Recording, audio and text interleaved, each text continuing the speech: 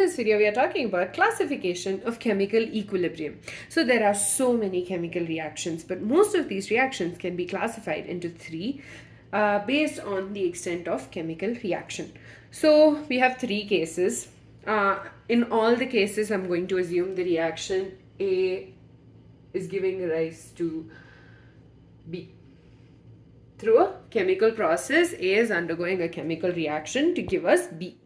Okay, the first case is where the reactions that proceed nearly to completion and only a negligible concentration of reactants are left, which means A has gotten converted to B almost completely, where only a teeny tiny amount of A is left. That's a first case. Okay, second case, and it's actually quite difficult for us to figure out if there is any amount of A even left. The second case is reactions in which only a small amount of products are formed and most of the reactants remain unchanged. So the second case is almost the opposite of the first one. In this case, we just have B in the end and a very negligible amount of A. In this case, we have only A with a negligible amount of B. So the reactants did undergo a chemical process, but most of it remained unchanged or basically stayed the same. The third case is where the reactions in which the concentration of the reactants and products are comparable at equilibrium. So you can say that, oh, okay, fine, there is a certain amount of A and certain amount of B. So it's almost comparable. That's it. So first case, reaction proceed to completion with a negligible amount of the reactants left, which means there is more B. There is a product.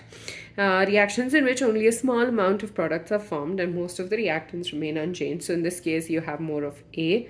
Whereas third case, you have both A and B at a comparable concentration.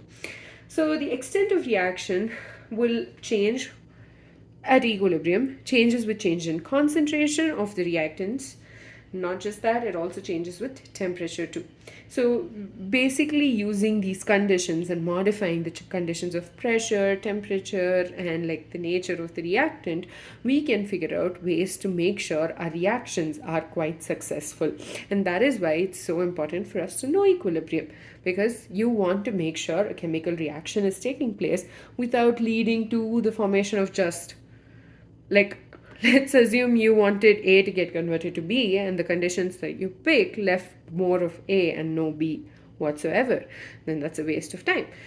Because of that, it's very important for people to understand chemical equilibrium and the concept of chemical equilibrium and how various changes in temperature, pressure, nature. I mean, you can't change the nature of the reactant, but you can understand how the nature of the reactant can affect equilibrium.